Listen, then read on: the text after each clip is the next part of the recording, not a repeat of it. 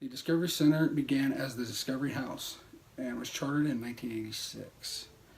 Um, by 1995, they had outgrown their original location and began to look for a new home. The city of Murfreesboro in 1996 leased the Discovery Center 6.5 acres, and about 20 acres of privately held wetlands were also donated to the Discovery Center.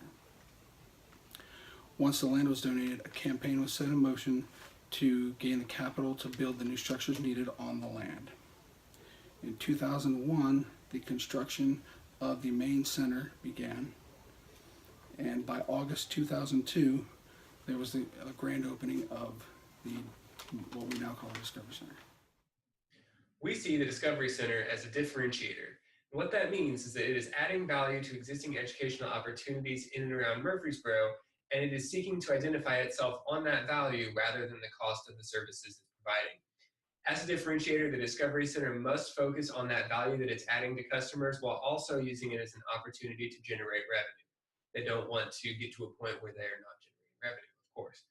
They must signal this value to their customers and show them that they are actually providing something that does set them apart from other competitors and that does provide value to the customers in a way that they want to be valued. The Discovery Center strives to provide that best educational opportunity possible while keeping the cost accessible to the community, though. As a nonprofit, they seek to offer admission tickets that are affordable to families in the community, and they also offer free memberships to qualifying low income families, which is something that they do that also sets them apart as a valuable member of the community. I'm going to talk to you today about Porter's five forces. The intensity of rivalry we believe to be moderate. There's not a big rivalry inside Murfreesboro. We believe the outlying areas of Nashville offer some other opportunities for rivalry, like the Adventure Science Center. The bargaining power of the buyers we also believe to be moderate.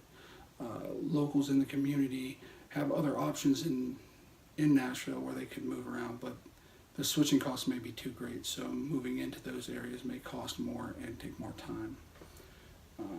The bargaining power of suppliers we believe to be low. Many of the items the Discovery Center uses, such as maintenance items, cleaning items, gift shop items, these are all supplied by many suppliers, and you have an option. The threat of new entry we also believe to be low because of the barriers put in place to get into the industry. You have to get land, you have to build buildings. It's high in capital, and then you have to get government approval for a lot of the things you're doing.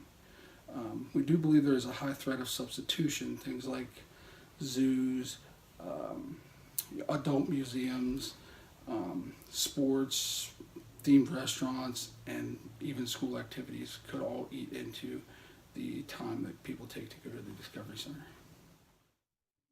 Our team has identified 4 driving forces which drive the industry of children's museums. These are all forces that the Discovery Center should keep in mind as they move forward with our recommendations.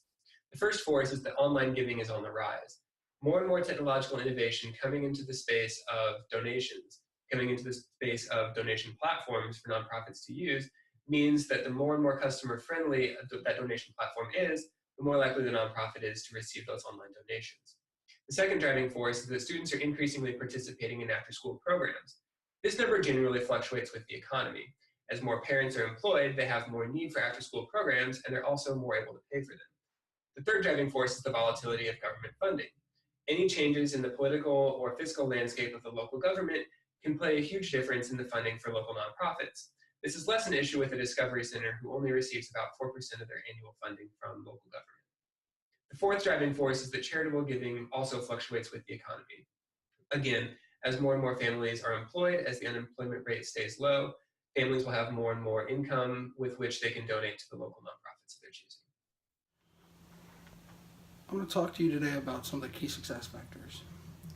Keeping up with technology is extremely important, especially the way people donate to you. It's important that many people's lives and the way they pay things and the way they donate to things are moving to online. So it's very important to have the most up-to-date technology to allow your supporters to donate in that way. Location is very important so that you do not have issues with hosting exhibits you might like to have, or running out of room, or having an issue with restrictions or size or permitting when you're bringing exhibits into your facility. It's important to maintain a fluidity of your exhibits and programs. It's important for changing demographics so that you can change with the times, the ages, the ethnicities in your community. Maintaining strong government contacts is also very important. As a nonprofit, you come up with many issues. You may have land issues, permitting issues, something you want to build, some exhibit you want to hold, and it's important to maintain contacts inside local, federal, and state governments for you to be able to have someone to turn to when you come across an issue. Our team conducted a SWOT analysis to identify the strengths and weaknesses of the Discovery Center, as well as the opportunities and threats that they are facing. I won't read through all of these bullet points, you can read through them on your own, but I did want to highlight a few that are bolded. For the strengths, we identified their increasing program revenues, their varied and well-attended events and programs, and their strong community and government support as major strengths that the Discovery Center has. For their weaknesses, we did identify that 2016 was the first profitable year that they've had in quite a few years. They also have an outdated website and marketing materials and really don't have much advertising and marketing at all, having spent less than $100,000 in both of them in the last fiscal year. We identified multiple opportunities, but the two that I want to highlight are that the Discovery Center has an opportunity to partner with technology companies to expand their STEAM offerings. They can even partner with local other museums. They could also expand their programming for adults. Both of these opportunities are ones that we will address in our recommendations to come. For threats, we did want to highlight that the Discovery Center has the threat of economic downturns, which usually leads to less giving across the board. They're also facing the threat of competing after-school programs and other educational opportunities for children in the Murfreesboro area.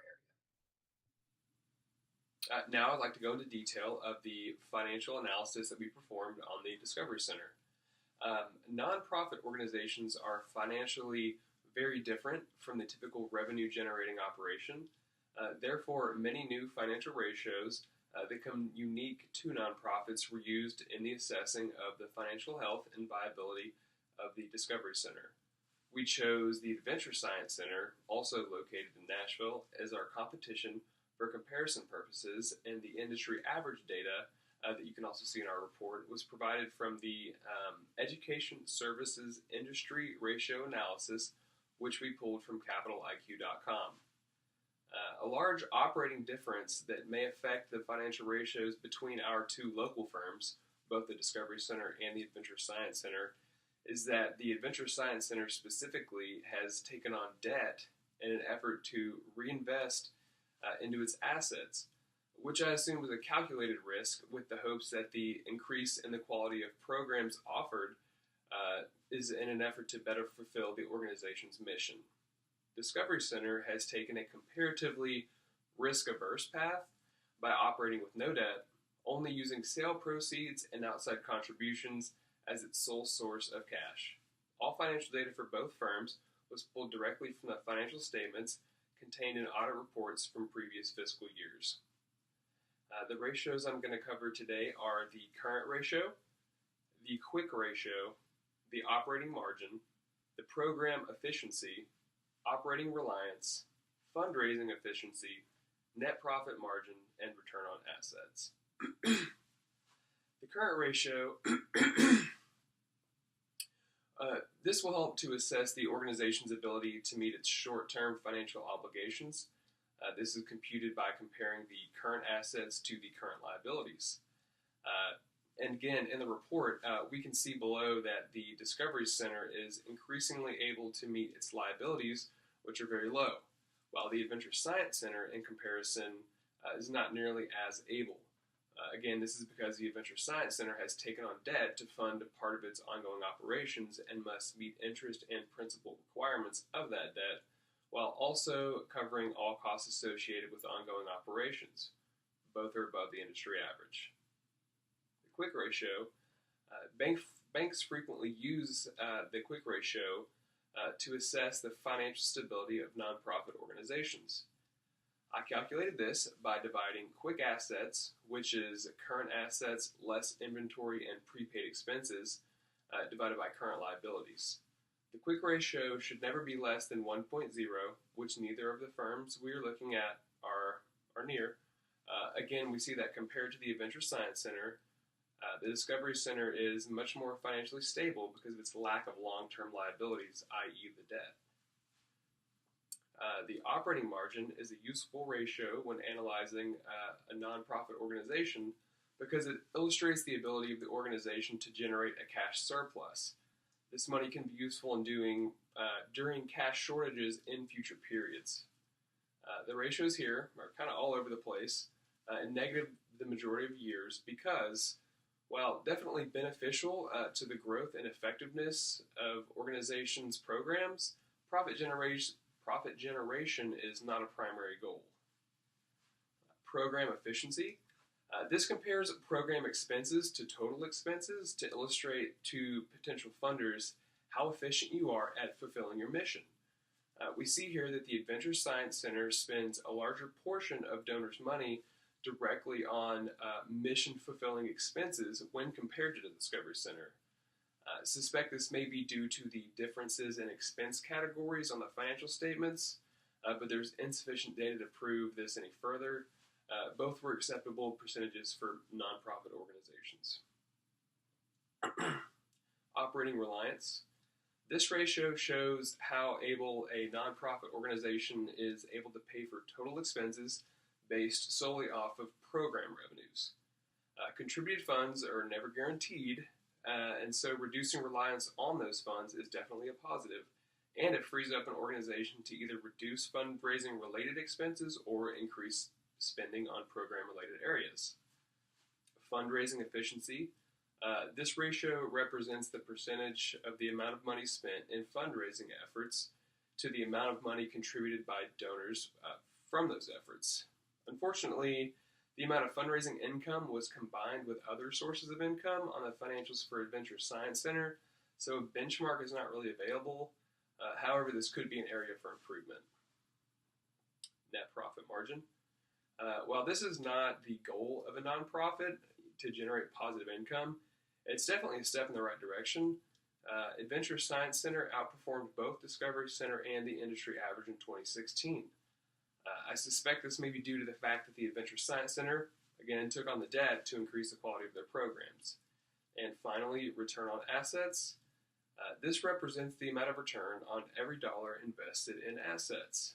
Both the Discovery Center and Adventure Science Center are below industry averages, but in 2016, for every dollar spent on assets, the Discovery Center was able to generate half a cent of profit.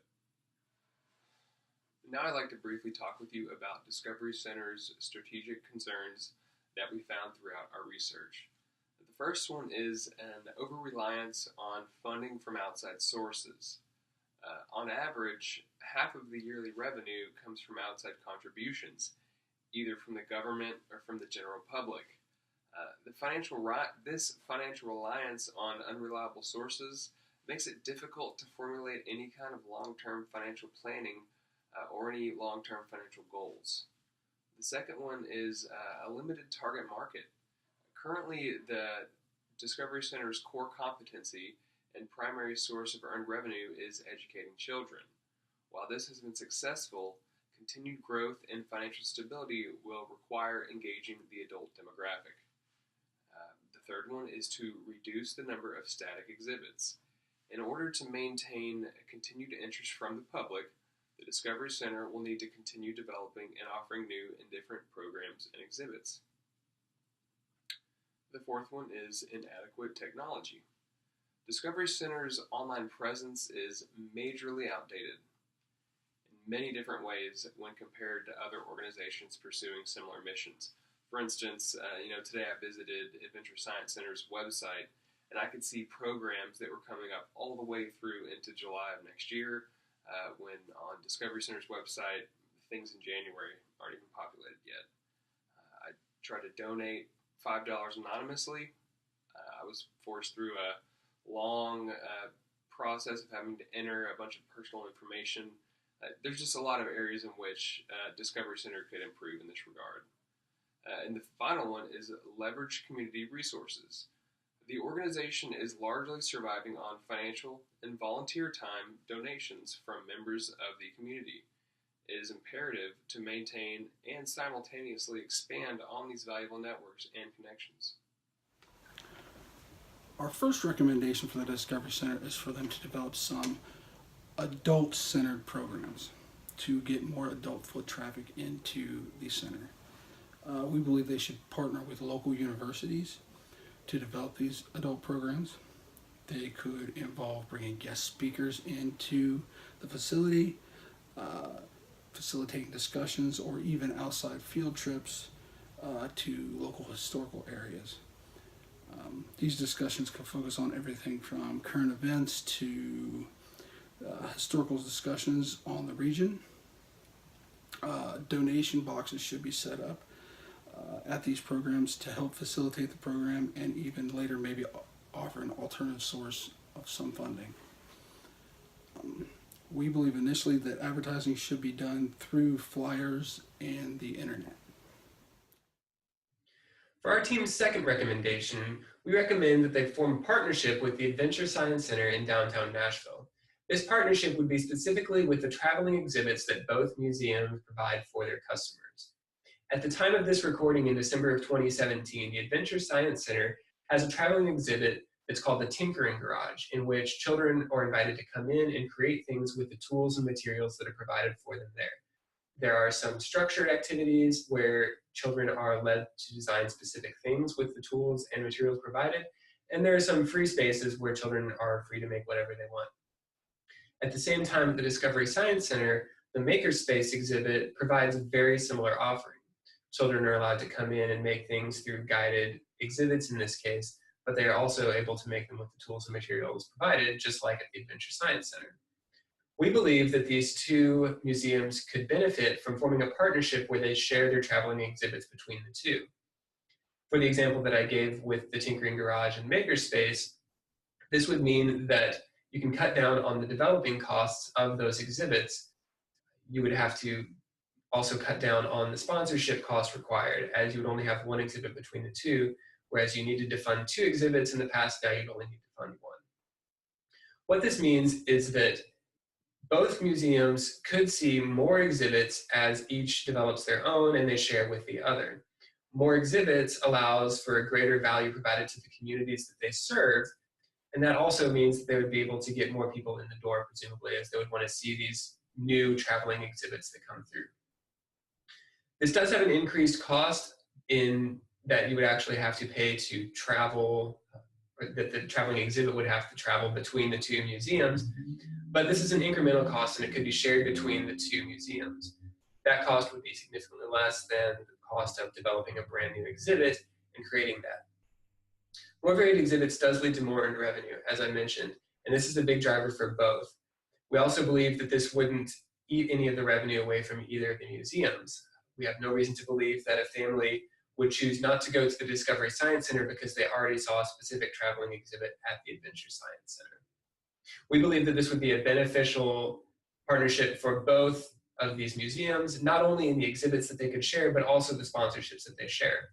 For example, the Tinkering Garage exhibit that's currently at the Adventure Science Center is sponsored by the American Paper and Twine Company, which is a Nashville company that currently does not sponsor anything or even provide any donations to the Discovery Science Center.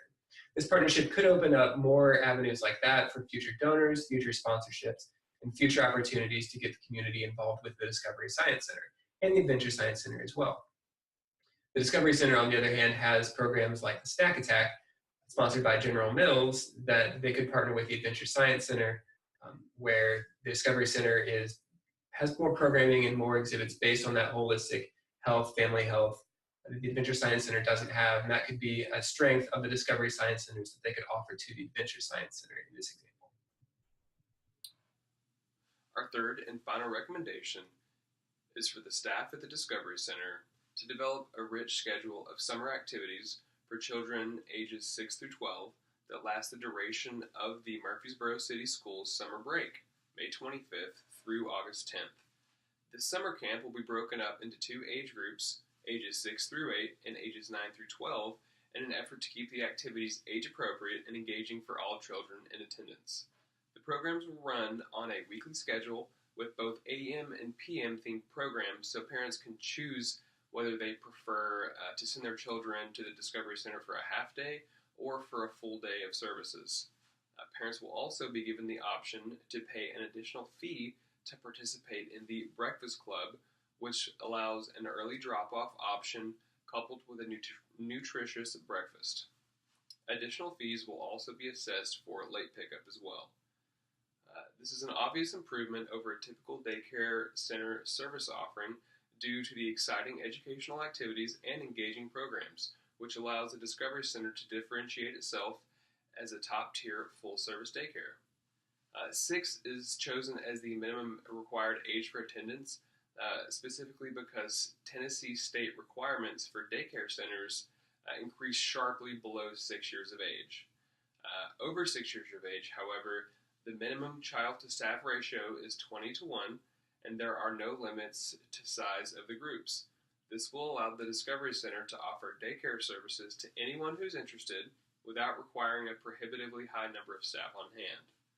Similar services offered elsewhere cost around $150 per week, with an additional $25 charge for both early arrival and late pickup.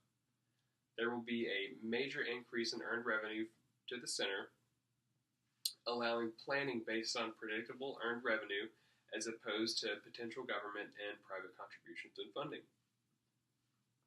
There's also a possibility that this will boost attendance throughout the rest of the year, as children and parents will both be well acquainted with the Discovery Center and its programs, and just be familiar with the center overall.